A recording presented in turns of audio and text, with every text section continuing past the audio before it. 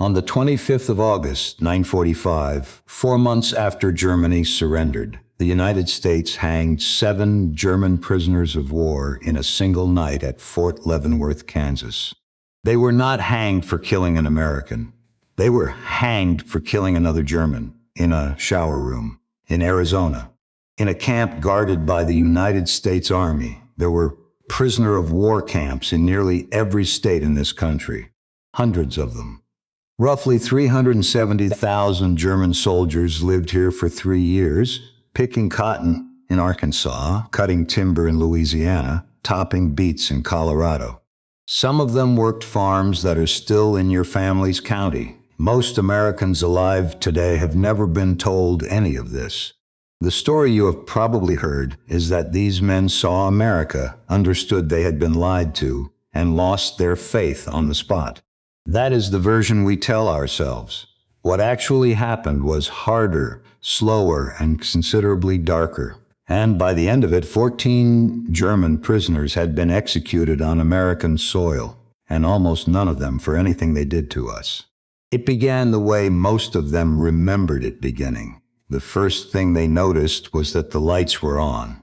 Not searchlights. Not the pale sweep of anti-aircraft beams hunting through cloud. Just lights.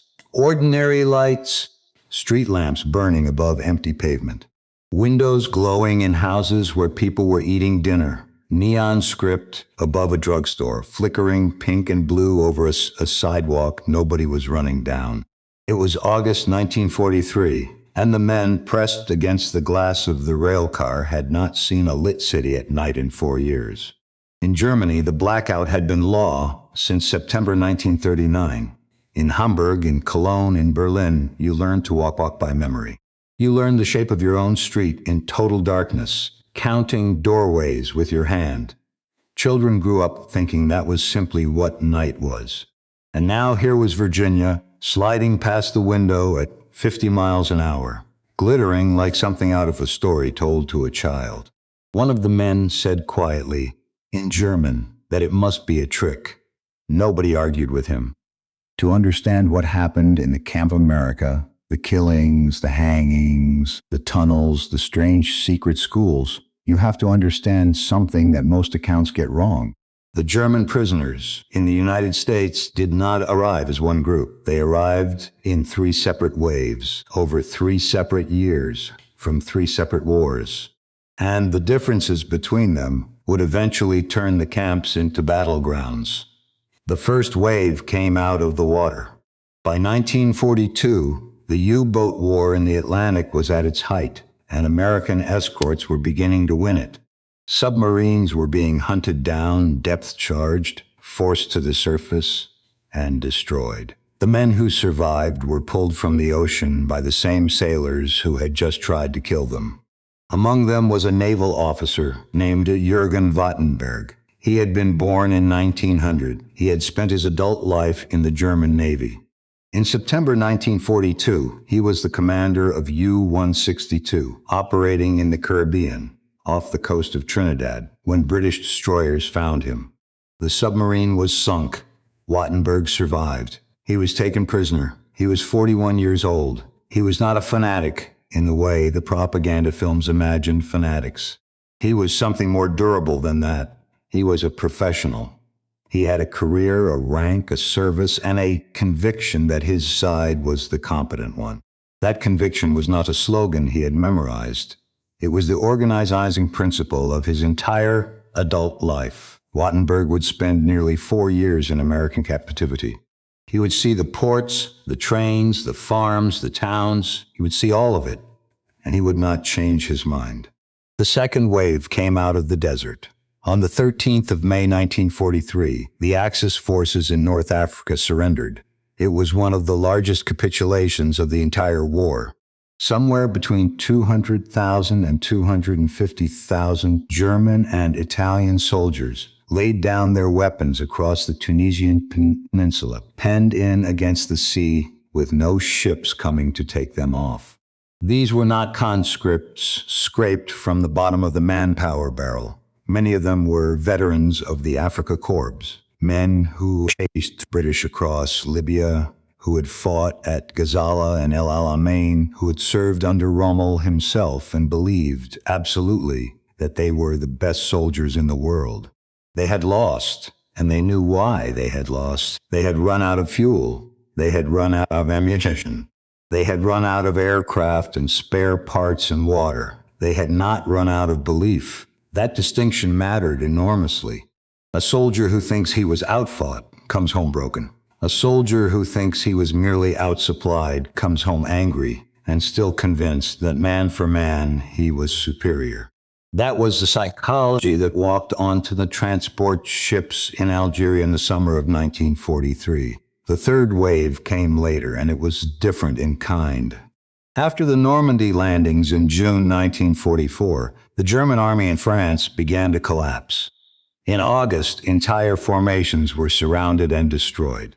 The men taken in that collapse were not desert veterans, and they were not submariners. They were the leftovers of a losing war, older men, younger men, specialists, clerks, reservists, and academics who had been swept into uniform because Germany had run out of everyone else. Among them was a professor of law in his early 40s named Walter Hallstein. Before the war, he had taught at Rostock and then Frankfurt.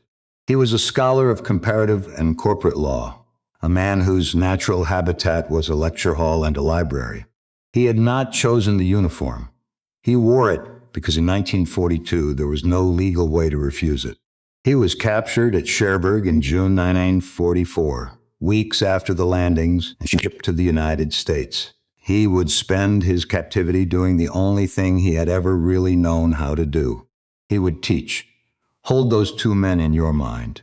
Wattenberg, the naval officer who arrived in 1942 and never bent.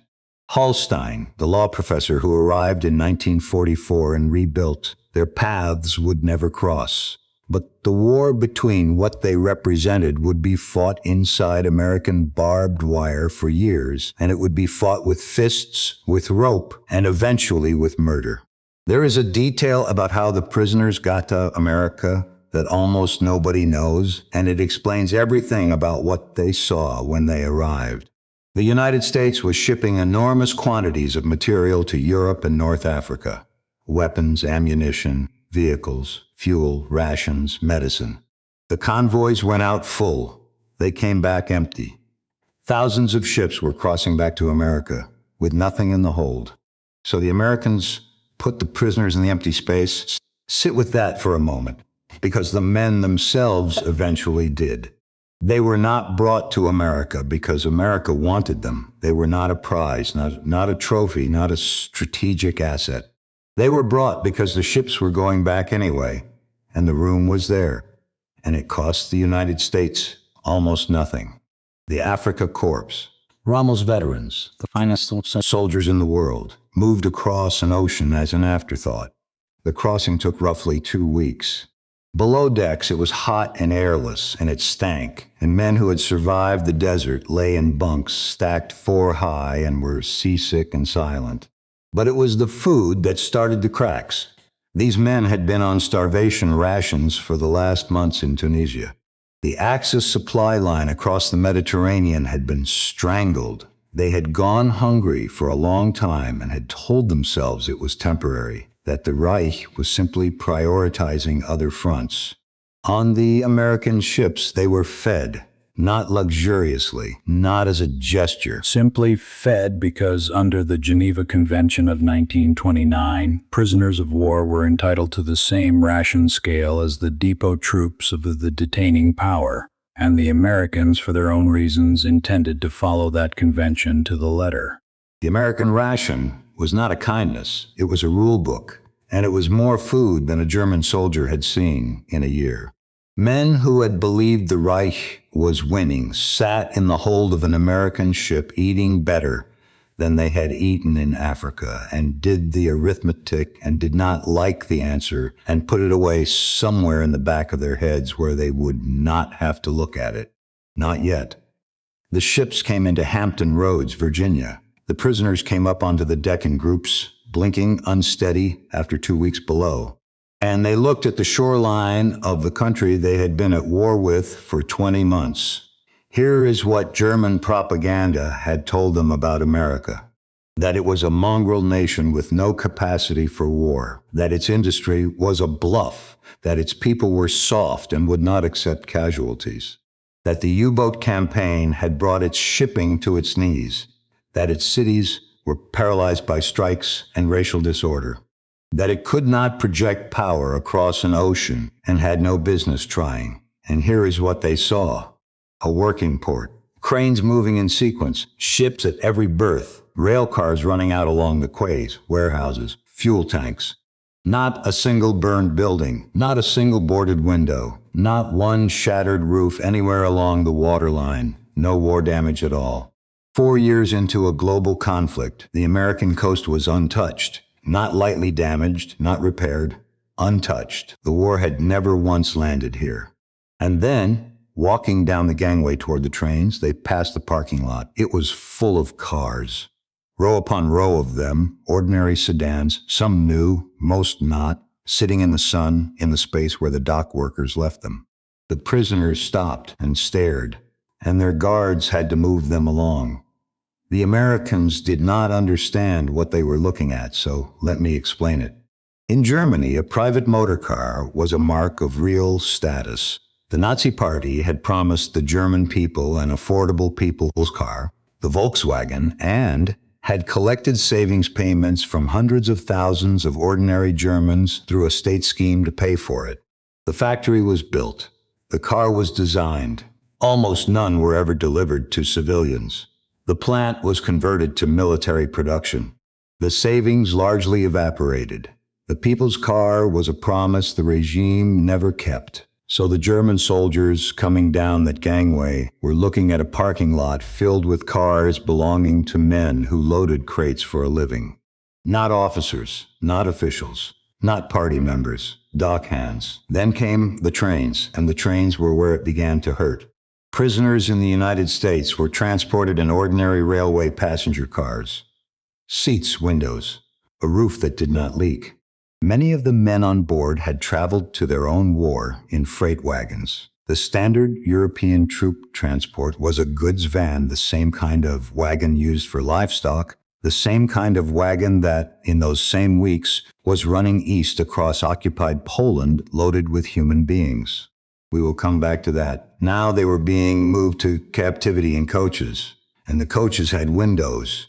Practice varied from train to train. Some transports ran with the blinds down, many did not. The American War Department was short of guards, short of rolling stock, and had no coherent plan for concealing an entire country from the men crossing it. Enough windows stayed uncovered. For enough hours, it did not matter. For 3 days and 3 nights, the enemy looked at America through glass. They went west and south, Virginia, the Carolinas, into Tennessee, into Arkansas, into Texas and Oklahoma, and nothing was broken. Well, understand what that means to a man from Hamburg. Hamburg had been bombed in July 1943, that same summer, while these men were crossing the Atlantic in a raid that generated a firestorm and killed tens of thousands of people in a matter of days. Men on that train had families in Hamburg. Some of them did not yet know. They were looking out at a country where a town of 2,000 people had streetlights, telephone poles, a water tower, a grain elevator, and a Mason Street with a cinema on it. Then another town, then another, hour after hour after hour. It was not the scale of any single thing that broke people. It was the repetition. It was the fact that it did not stop. A man can dismiss one prosperous city. He cannot dismiss 1,000 kilometers of them. And through the middle of it, unbroken, ran the fields, cotton in the Carolinas, cornfields in Tennessee, wheat further west, in a flat gold sheet running to a horizon with nothing on it, cattle, orchards, irrigation, farmland that had never had a shell land in it, farmland nobody had ever fought over, retreated across, or burned on withdrawal. Farmland that had been quietly producing food every single year, all the way through the war, while the German army starved in Tunisia, waiting for ships that never came.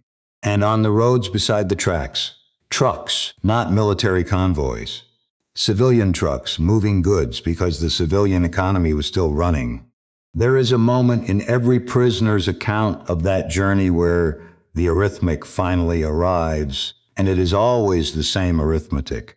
If this is what the enemy has left over, if this is what they have while also supplying Britain, also supplying the Soviet Union, also fighting a second war, the entire Pacific Ocean, then the Reich is not fighting a country. The Reich is fighting a continent that has not yet been inconvenienced. Here is where the story is supposed to end. The prisoners see America. The scales fall from their eyes. They understand that Germany cannot win. They arrive in the camps as broken believers, and the rest is a gentle story about baseball and farm work and Christmas parcels. That is not what happened.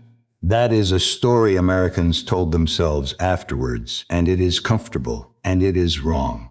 What actually happened on those trains is one of the most revealing things in the entire war, because it shows you what a human being does when reality contradicts an identity he has staked his life on. He does not surrender the identity. He rejects reality. The explanation spread through the coaches almost immediately, and it was elegant, and thousands of men accepted it with enormous relief. It was staged. The Americans, obviously, had routed the trains deliberately through the wealthiest, least damaged, most impressive parts of the country. It was a propaganda exercise. It was a show. Somewhere out there was the real America, the bombed America, the hungry America, the America on the edge of collapse that Berlin had described. They simply were not being shown it. Some men elaborated. The parking lot at the docks had been arranged. The cars had been driven there and parked for the occasion.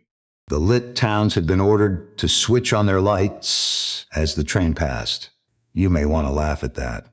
Do not laugh at that. It is the most human thing in this entire account, because these men were not stupid. Many of them were engineers, farmers, mechanics, men perfectly capable of estimating a harvest or a factory's output by looking at it. They had the evidence in front of them and the competence to read it. But accepting the evidence meant accepting that everything they had been told since 1933 was false. It meant accepting that friends who had died in the desert had died for a lie told by men who knew it was a lie. It meant accepting that the bombing of their own cities was not a temporary setback, but the opening phase of an industrial annihilation they had no capacity to answer. Belief is not a conclusion you reach. Belief is a structure you live inside, and a man standing in the ruins of that structure will do almost anything rather than admit the roof has come down. So they looked at a continent that had not been touched by war, and a great many of them said, staged. And they meant it. Not everyone said it.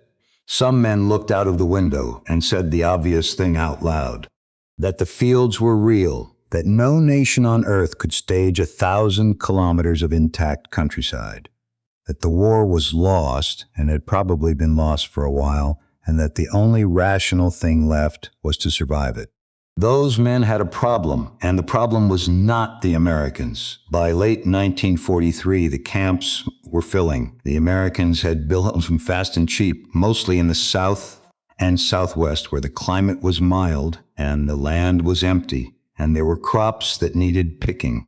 Eventually, there would be hundreds of camps across the country, in nearly every state, holding around 370,000 German prisoners. The American army did not have enough personnel to run them properly. Every capable man was needed overseas, so they did what armies do. They delegated to the prisoners. The Americans held the fence. Inside the fence, the Reich was still in charge. At Camp Hearn in Texas, there was a prisoner named Hugo Kraus. He was a young man. He had lived in the United States before the war and then returned to Germany, and he had ended up in a German uniform and then in an American camp. He spoke English. He talked to the guards. He was, in the eyes of the camps, hardcore, exactly the wrong kind of German, a man who knew both the countries and was making the comparison out loud. In December 1943, he was beaten in his barracks. He died of his injuries. He was not killed by Americans. He was not killed by guards. He was killed several thousand miles from Germany inside a camp run by the United States Army by other German prisoners for the offense of saying what he could see. Camp Hearn was not unique. Across the American camp system, the same thing was happening on a smaller scale in dozens of compounds. Beatings in the dark, kangaroo courts convened by NCOs at night, men found hanged with the death recorded as suicide when everyone in the barracks knew otherwise. Eventually, the American authorities would be forced to admit what they had built. They had imported an entire functioning Nazi command structure and handed it a set of barracks. And it had gone on operating exactly as it had in Europe, on American soil, under American guard for years. So put the two things side by side, because they are the same story. A man on a train sees a country that cannot be defeated and decides it is a stage set. A man in a barrack says out loud that it is not a stage set and is beaten to death by his comrades. That is not the psychology of men who have lost faith. That is the psychology of men defending a faith at any cost, including the cost of murdering each other in a country that was feeding them. The title of this story asks when the German prisoners lost their faith when they saw America. The honest answer, the one supported by what actually happened in those camps, is this. Most of them did not lose it at the port. They did not lose it on the train. They did not lose it that year at all. Some of them never lost it. And the ones who lost it first were the ones who had the most to fear, not from the country holding them, but from the men sleeping in the next bunk. Because by the winter of 1904, in a camp in the Arizona desert, a naval officer named Jürgen Wattenberg would be digging a tunnel under the fence of a nation he still refused to believe in. And in a camp in Mississippi, a law professor named Walter Hallstein would be standing in front of a blackboard, teaching men who had come to destroy the West how it actually worked. Both of them were prisoners of the same country. Only one of them was still fighting the war. The cotton came in that fall the way it always had, and the men who picked it were the enemy. Arkansas, Mississippi, the Delta country, flat to the horizon, the rows running out until they closed together in the heat. A truck would pull up at the end of a field at 7 in the morning, and men would come down off the tailgate in dyed fatigues with 2 letters stenciled across the back. PW. They picked cotton, they chopped it in the spring and pulled it in the fall. Further north, they topped sugar beets in Colorado. In Michigan, they picked fruit. In Louisiana and Mississippi, they went into the timber. In Wisconsin, they worked the canneries. In Maine, they cut pulpwood in snow up to their knees. If you are old enough that your father or your uncle was overseas in those years, this is the part of the war that happened in your own county. There were prisoner of war camps in nearly every state in the Union, hundreds of them. Some were sprawling installations. Many were small side camps, a few dozen men in a fenced compound outside a town of 800 people, trucked out to whichever farm had put in the request. Roughly 370,000 Germans were held in the United States. America was short of labor. Every young man who could carry a rifle was carrying one somewhere else. The crops were still in the ground and somebody had to bring them in. So the enemy brought them in. They were paid. That is the part that startles people now. Under the Geneva Convention of 1929, prisoners of war who worked were entitled to compensation. Enlisted men earned 80 cents a day, issued in canteen scrip rather than cash. Coupons good for cigarettes, soap, razor blades, beer, sometimes ice cream at the camp canteen. 80 cents a day. A man could smoke, shave, and drink a beer on it. Some saved it for years and went home with it. Officers could not be compelled to work at all. That was the convention, too. A German lieutenant in Arizona could spend his war reading, walking the compound, playing chess, and drawing a stipend, and there was nothing the United States Army could lawfully do about it. The Americans followed the convention with an almost fanatical precision, and they did not do it out of sentiment.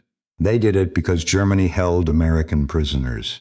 Every meal served in Texas was an argument for a meal served in a stalag in Saxony. Every rule observed at Camp Hearn was leverage for a boy from Ohio sitting behind wire outside Dresden. The kindness was real. The reason for it was arithmetic. Now here is the part of this story that Americans of a certain generation remember without ever having been told.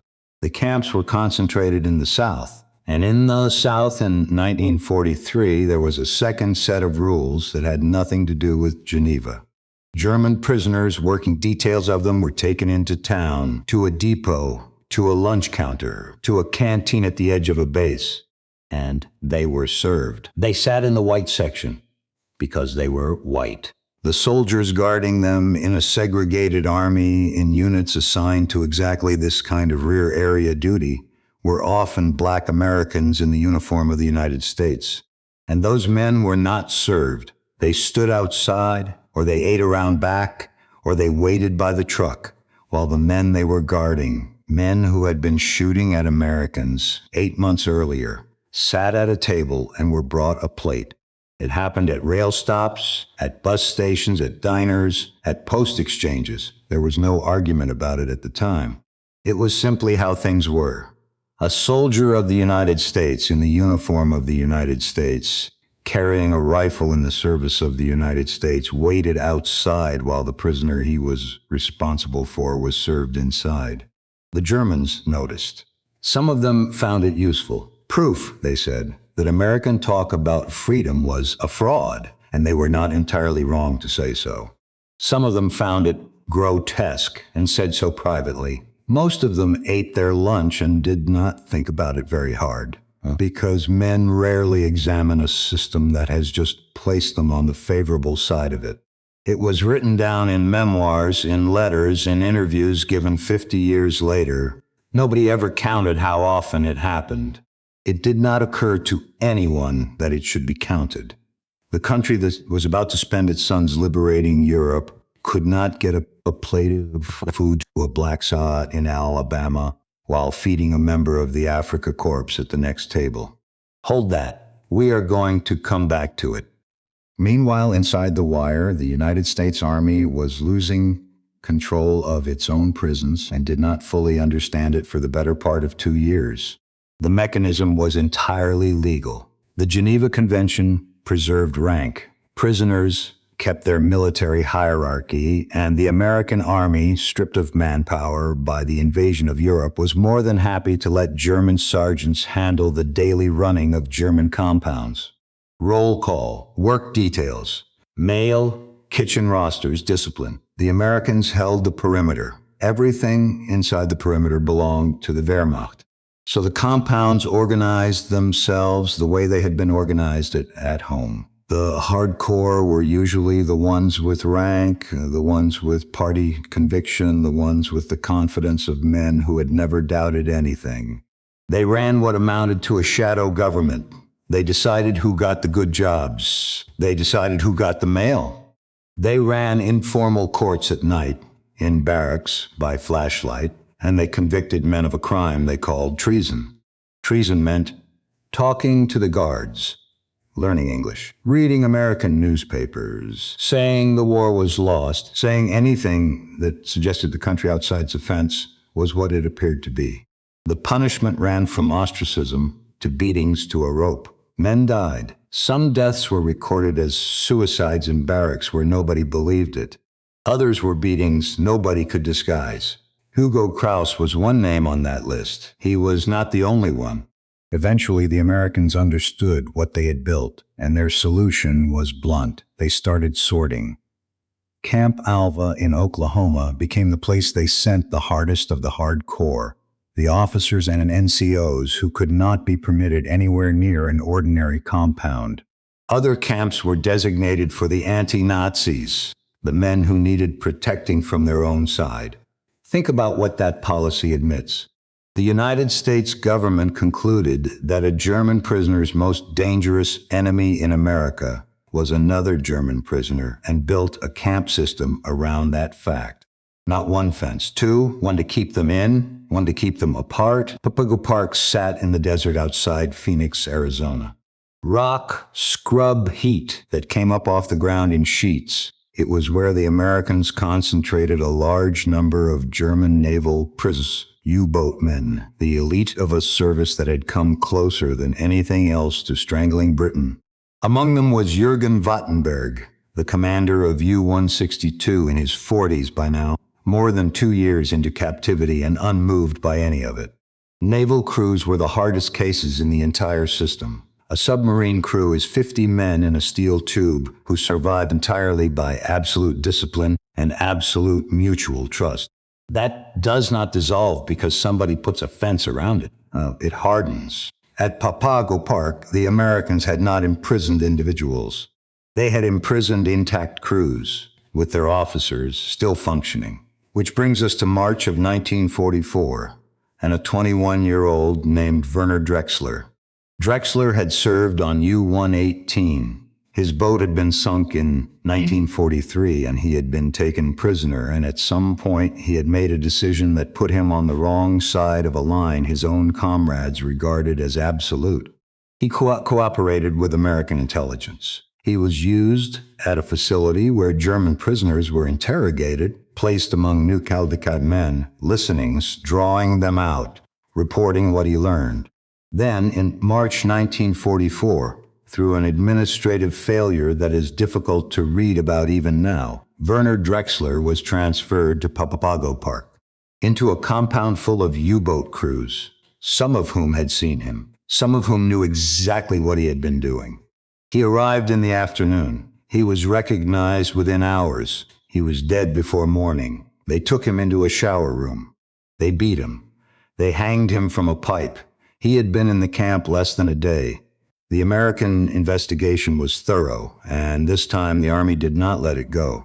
7 German prisoners were tried by court-martial for the killing of Werner Drexler. All 7 were convicted. All 7 were sentenced to death.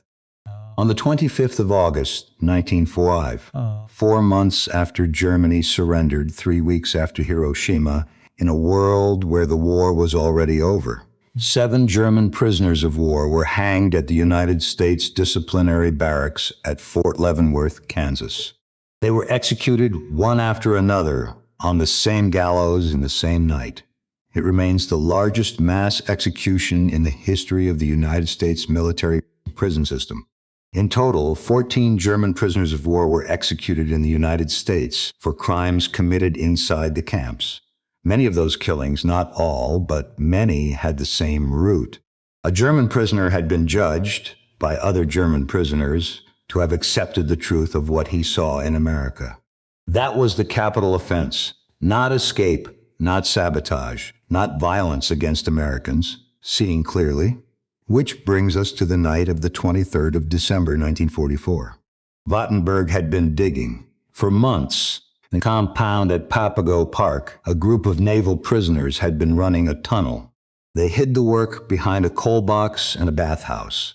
They carried the spoil out in small quantities and scattered it across the compound and used some of it to build what they told the Americans was a volleyball court, which the camp authorities approved and which gave them an excuse to be moving dirt around in the open. The tunnel ran roughly 178 feet, more than half the length of a football field, dug with coal shovels and hand tools. It came out beyond the fence in the desert scrub. On the night before Christmas Eve, you'd chosen deliberately because the guard force would be thin and distracted, and because rain was expected to cover the noise and the tracks. Around 25 men went into that hole in the ground and came out the other side into Arizona.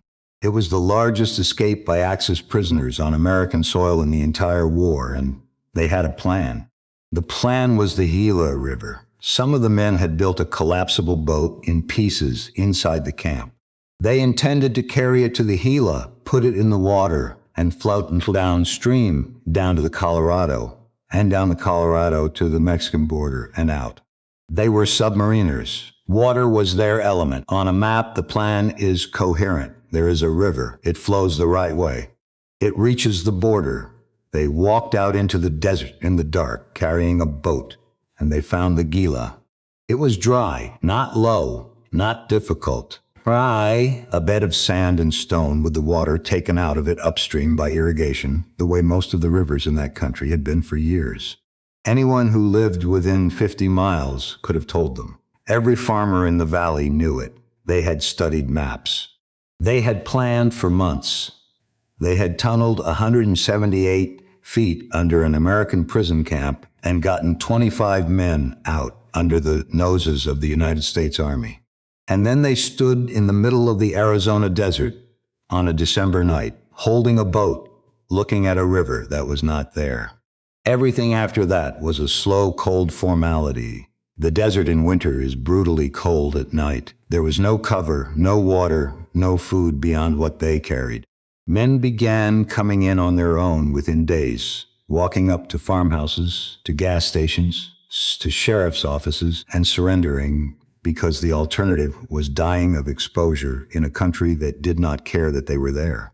Every one of them was recaptured, every single one. Across the entire war, out of roughly 370,000 German prisoners in the United States, somewhere around 2,200 ever got outside the wire, and nearly all of them were picked up again. Not because American security was flawless, it wasn't. Because there was nowhere to go, nearly all. There is one exception.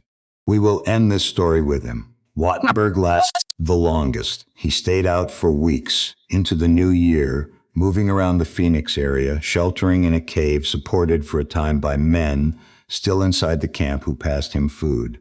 He walked around a growing American city in the winter of 1945, a U-boat commander of the Third Reich, on the loose in Arizona.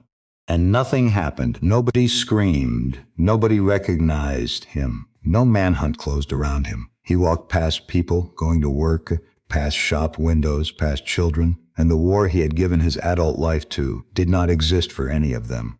He was not a monster stalking a terrified population. He was a middle-aged man with an accent in a city that had never been bombed and never would be. When it ended small. He was picked up in Phoenix, reportedly after asking a passerby for directions and giving himself away with a few words in an accent that did not belong. That was it. That was the last operation of the commander of U-162. Wattenberg left no explanation. So look at the situation instead. There was no route home. Germany was collapsing on two fronts, even if he had reached Mexico. The odds of getting back into a war that was ending were essentially zero. And he was an intelligent man who could see that. There was no military objective in Arizona, nothing to sabotage, nothing to report. The only thing an escape could give him was proof for himself, that German will could still beat American power in one small measurable way on American soil on a night of America's own choosing.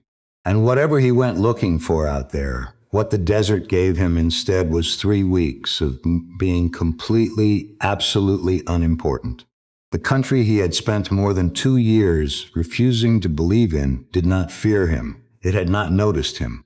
It had absorbed 25 escaped enemy officers into a winter evening and gone on doing exactly what it had been doing.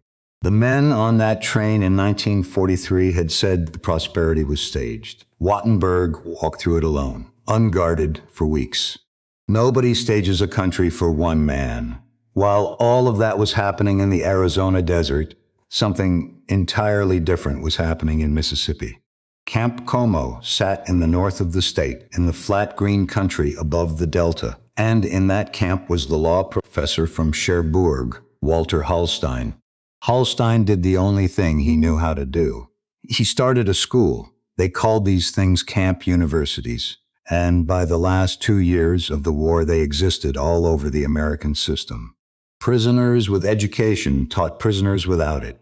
Languages, mathematics, history, engineering, law. Men sat on benches in barracks in the Mississippi heat and took notes, and some of the courses were structured seriously enough that German universities would later recognize the work. The material came in through the YMCA, through church organizations, through American colleges, shipped textbooks to enemy prisoners because someone had decided this was a reasonable thing for a country to do in the middle of a war. Hallstein taught law. He taught the structure of legal systems, how states bind themselves by rules, how contracts hold between parties who do not trust each other, how nations might be constrained by something other than force. He taught this to men who had spent their entire adult lives in a state built on the proposition that force was the only real law there was. 2 camps, 2 Germans, same rations, same convention, same wire. One of them dug, the other one taught. But before either of those things had happened, the war had to end. And in the spring of 1945, the American camp commanders received a set of photographs from Europe, and they were ordered to show them to every German prisoner in the United States. The men in those compounds, 370,000 of them, were about to be shown what their country had actually been doing while they were picking cotton in Arkansas. Their reaction is the last twist in this story, and it is the one nobody expects. The photographs arrived in the spring of 1945. They came to camp commanders across the United States in the same mail sacks as everything else: orders, requisitions, rations, schedules, and then they were pinned to bulletin boards in the compounds. Some camps ran newsreel footage. Some posted the pictures where every man walking to a work detail would have to pass them. Belsen, Buchenwald, Dachau, the trenches, the stacked bodies, the living who, in some of those photographs, were harder to look at than the dead. And in some of those pictures, at the edge of the frame, sitting on a siding, the freight wagons. The same design of wagon these men had ridden to their own war. The wagons running east across Poland in the weeks they were crossing the Atlantic in coaches with windows. They had been carried to captivity in more comfort than their own government gave the people it was carrying to death.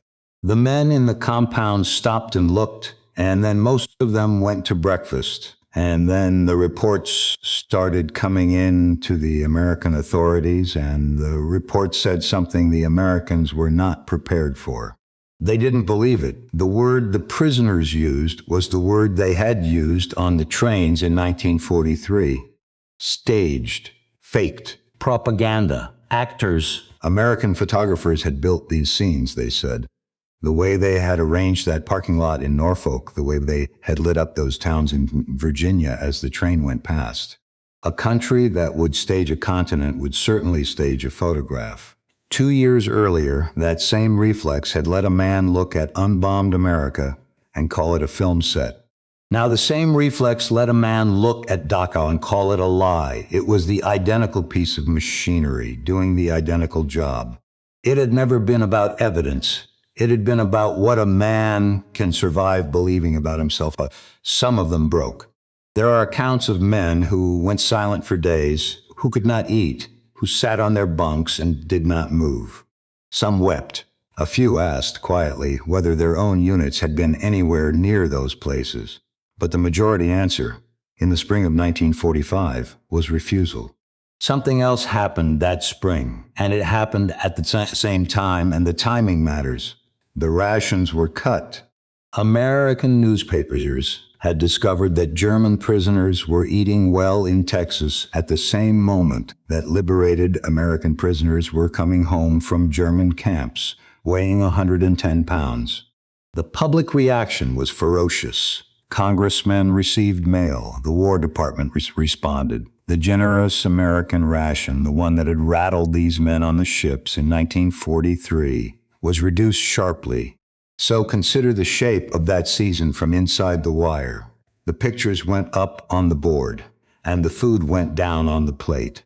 For a certain kind of man, that was the easiest thing in the world to misread. He could tell himself the Americans had invented the photographs to justify starving him.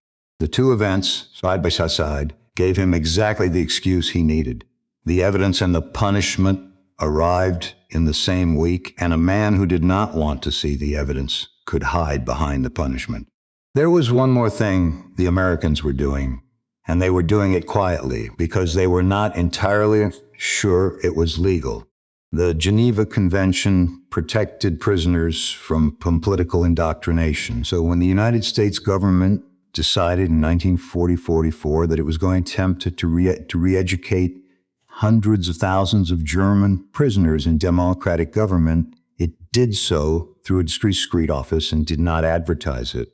They ran it out of the Northeast. At Fort Kearny, in Rhode Island, a small group of selected anti-Nazi prisoners produced a German-language newspaper for the camp system called Der Ruf, The Call.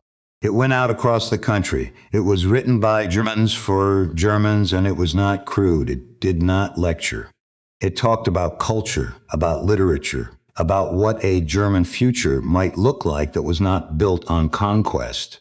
At Fort Getty in Rhode Island, selected prisoners were put through concentrated courses in administration, law, and civil government, men being prepared deliberately to go home and staff the machinery of an occupied Germany. A second program ran at Fort Eustis, Virginia, into the early months of 1946, after the shooting had already stopped. The United States was building the next German generation inside its own prison camps, and it started before the war ended. Two of the men working on Der Ruf were young writers. One was named Alfred Anders. The other was Hans Werner Richter. They went home after the war into a country of rubble, and in 1947 Richter convened a gathering of German writers that became known as Group 47. Group 47. For the next 2 decades, it was the center of gravity of West German literature. Nearly every significant post-war German writer has passed through it. Its whole project was a language scrubbed clean of the vocabulary the Nazis had poisoned. The literary conscience of West Germany was assembled, in part, by 2 men who had learned to run a newspaper in a prison camp in Rhode Island.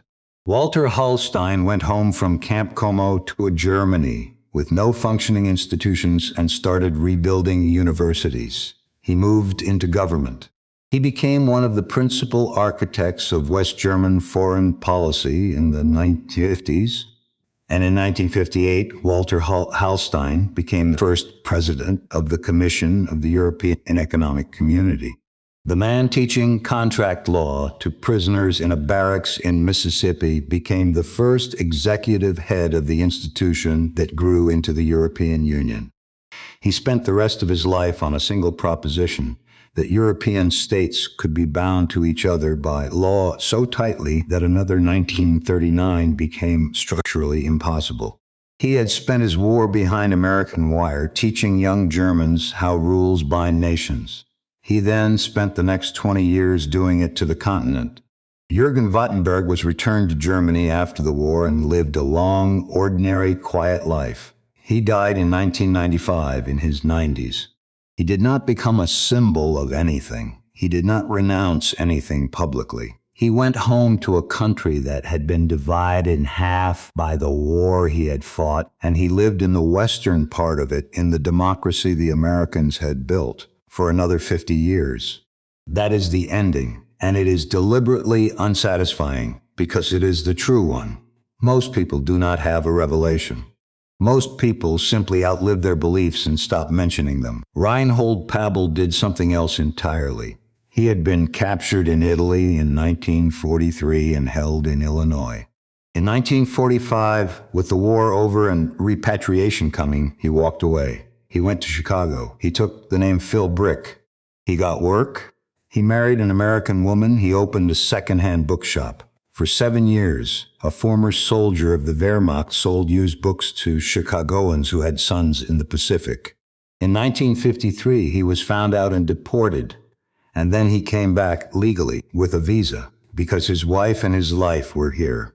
He had made a choice in 1945 that thousands of men were quietly making at the same time in ways that never showed up in a file.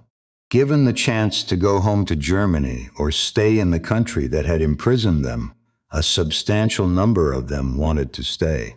Georg Gettner made the most extraordinary choice of all. He escaped from a camp in New Mexico in September 1945. He was in his mid-20s. He was never caught. He became Dennis Wiles. He worked construction. He worked in ski resorts. He worked all over the American West, Colorado, California, as an ordinary working man with an accent nobody asked about. He married. His wife did not know. He lived like that for 40 years. Then in 1985, an old man with grown neighbors and a whole American life behind him decided he was tired of it, and he went on national television and surrendered himself. He was the last German prisoner of war at large in the United States. Nobody had been looking for him for decades. Earlier, I asked you to hold something, and I said we would come back to it. The black soldier standing outside the lunch counter while his prisoner ate inside. That man was not an accident, and he was not a footnote. There were tens of thousands like him in the camp system, in the guard details, in the transport companies doing rear area work in a segregated army. Because that was the work the army would give him. He guarded the enemy all day and could not eat where the enemy ate. 15 years later, young men sat down at a lunch counter in Greensboro, North Carolina, and would not get up. And it went from there to Nashville, to Montgomery, to Birmingham, to Selma. Some of the men who backed that fight had worn that uniform in those years and remembered exactly where they had been made to stand. So here is the honest measure of the country those German prisoners were looking at. The America of 1943 was not finished. It was not clean.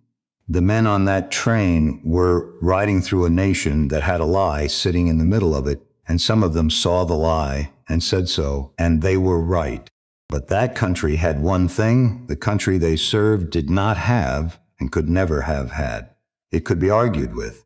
It could be sued. It could be marched against and voted against and shamed in its own newspapers. It had a machinery for admitting it was wrong, and over the next 20 years, that machinery was forced to run. The Reich had no such machinery. That was the whole design. That is why a German prisoner in Texas who said the war was lost had to be beaten to death in the dark, because there was no other way in that system to answer a man who told the truth.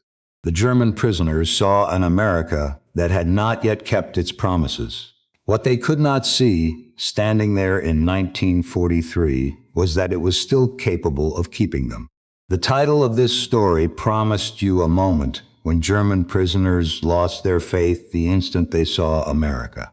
Here is the truth, and it is better than the promise. The ports did not do it. The trains did not do it. The lit towns and the loaded parking lots and the 1,000 miles of unbombed farmland did not do it. All of that proved only one thing, that Germany was going to lose. And a man can absorb losing. Soldiers have been losing for as long as there have been armies. He tells himself he was outnumbered, outsupplied, betrayed by the men above him. He keeps his faith and blames the arithmetic. What could not be absorbed was quieter, and it took 2 years to arrive. It was standing on a street Phoenix as an escaped enemy officer and having nobody look at you twice. It was watching your comrades hang a 21-year-old in a shower room to protect a lie you had all agreed to tell. It was sitting in a barracks in Mississippi and realizing the man at the blackboard was describing a way of running a country that made more sense than the one you had killed for. And it was the number of men around you who, when the gate finally opened, did not want to go home. They had come to a continent they were told was a bluff. They found it running, intact, indifferent, and generous, and worse, they found that it worked. 14 of them were hanged in American prisons by American courts for crimes they committed against each other. And thousands of others went back to a country of ash, carrying something they could not have gotten any other way, a working memory of what a functioning society looked like from the inside.